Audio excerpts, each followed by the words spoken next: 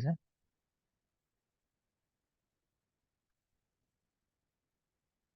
तो बेटा रेशियो है, शार्कर का फर्स्ट हमने देखा 2:1। याद करने का तरीका देखा कि 2 बना हुआ है आगे, तो शार्कर उसी तरीके से याद कर लिया 2:1।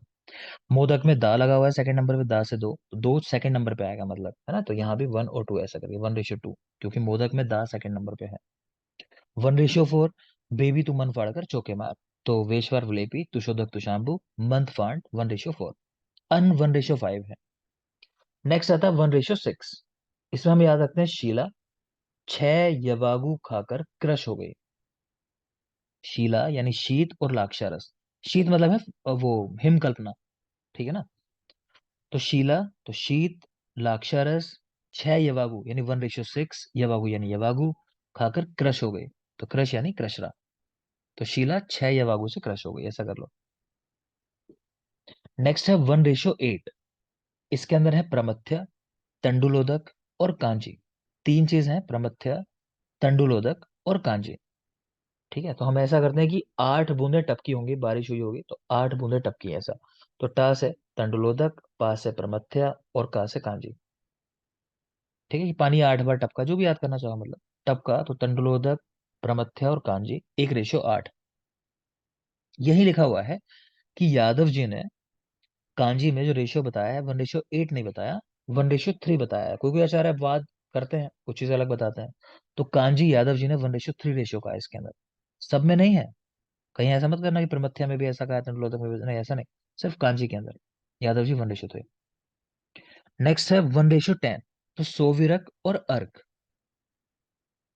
ठीक है, तो ऐसा कर लो कि वीर ने आकर 10 सिर वाले को मार दिया, है ना, भगवान श्री राम थे जैसे।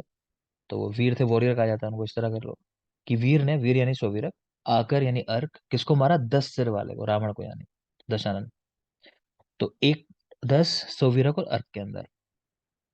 नेक्स्ट है 1:14, तो भक्त मंड और पेया। भक्त, मंड और पेया। तो भक्त का मन जो है वो पेया में लगा हुआ है, भक्त को प्यास लगी है, उसे पेया चाहिए पीने के लिए, तो भक्त का मन पेया में। तो 1:15 ऐसा करिए, याद ही कर लेना सीधा। भक्त का मन पेया में, भक्त मंड और पेया 1:14। यहीं पे देख पा रहे हो डलहन ने भक्त में जो रेशियो का है 1:5 का है। डलहन, भक्त का रेशियो वही अन वाला है, 1:5 वाला, क्योंकि अन ही है एक तरीके से भात। नेक्स्ट है 1:16, तो पानक, क्वाथ और यूश। तो हम याद रखते हैं कि 16 साल का एक बच्चा है, आयुष नाम है उसका। वो पान का कुआं बना रखा है, कहते हैं भाई कितना पान खा रखा है, कई लोग कहते हैं कितना पान खा के स्पिट कर रखा है, ये कुआं बना दिया। तो पान का कुआं कौन, आयुष, आयुष यानी यूश। 16 साल का है, छोटा सा बच्चा है। तो 1:16, पान का कुआं आयुष, तो पानक, कुआं यानी क्वाथ, आयुष यानी यूश। नेक्स्ट देखो 1:21, तो घन सत्व। तो स्टार्च जो होता है, हम बात कर रहे थे पीछे, जैसे गुडुची घन सत्व बनाया जाता है, तो उसमें क्या रेशियो है, 1:21। ठीक है, घन सत्व में 1:21। और यही ब्रैकेट में लिखा हुआ है कि कहीं कहीं आपको ऐसा मिलेगा घन सत्व के अंदर रेशियो 1:4, और उदुम्बर सार में भी ऐसा मिलेगा 1:4, इन दोनों को भी देख लेना। घन सत्व और उदुम्बर सार में 1:4 होता रहे, कहीं कहीं कई अपवाद रूप में। नेक्स्ट देखो, जरूरी पॉइंट ये वाला है बेटा, आप यही याद रखोगे घन सत्व का, ठीक, मेन रेशियो। योग रत्नाकर ने गुडुची घन सत्व के लिए कहा है कि शंख के समान श्वेत वर्ण का बनता है। तो गुडुची का जो सत्व होता है वो शंख के समान होता है, व्हाइट कलर का। नेक्स्ट है 1:64, ये षडंग पानी है। ज्वर में जब पिपासा लगती है ज्वर के पेशेंट को, तो वहां षडंग पानी की बात आई है।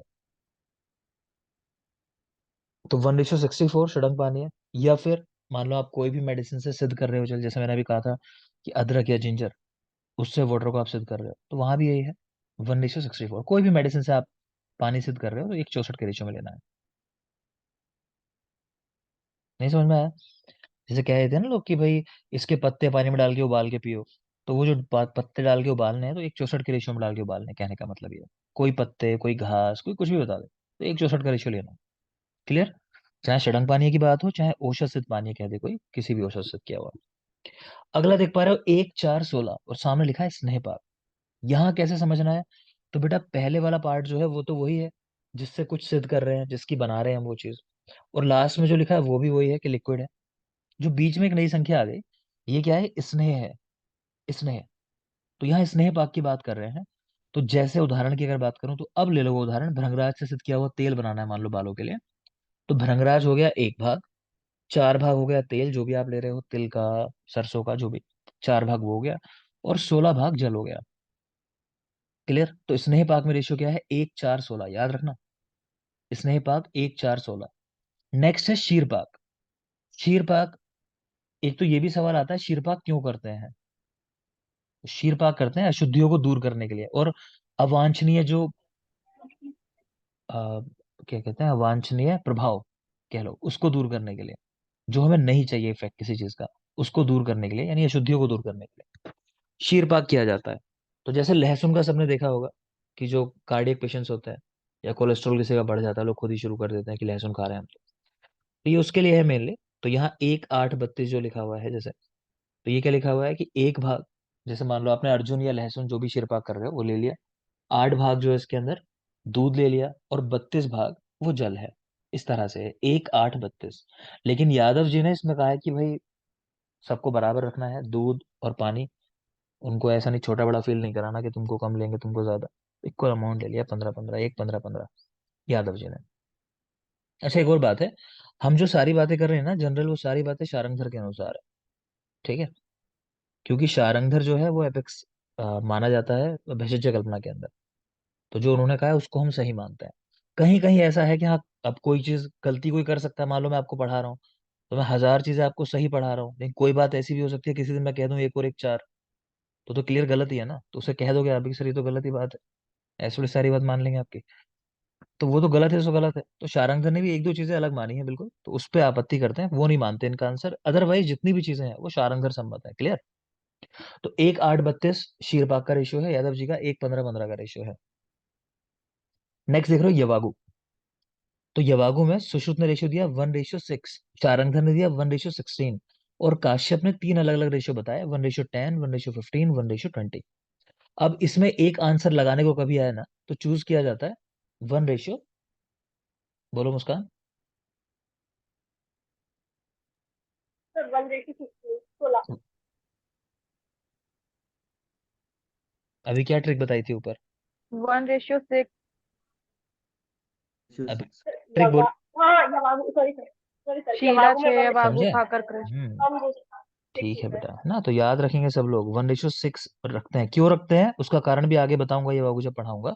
तो आप चाहो तो यहाँ पे भी ऐड कर लो, शारंगधर ने 1:16 तो दिया ही है, साथ साथ 1:6 भी दिया है। 1:6 भी बोले हैं। ठीक है? तो ये कायदे में दोनों के मत से हो गया, सुश्रुत का भी शारंगधर का भी हो गया। ठीक है?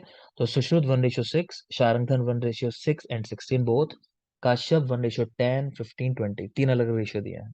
याद रखने हैं तीनों। फर्स्ट 6 को रखनी है। हाँ बेटा, फर्स्ट प्रायोरिटी 6 पे रहेगी, वही आपको याद कराई ना ट्रिक, शीला 6 जब वो खाकर क्रश हो गई, तो वही वाला याद रखना है।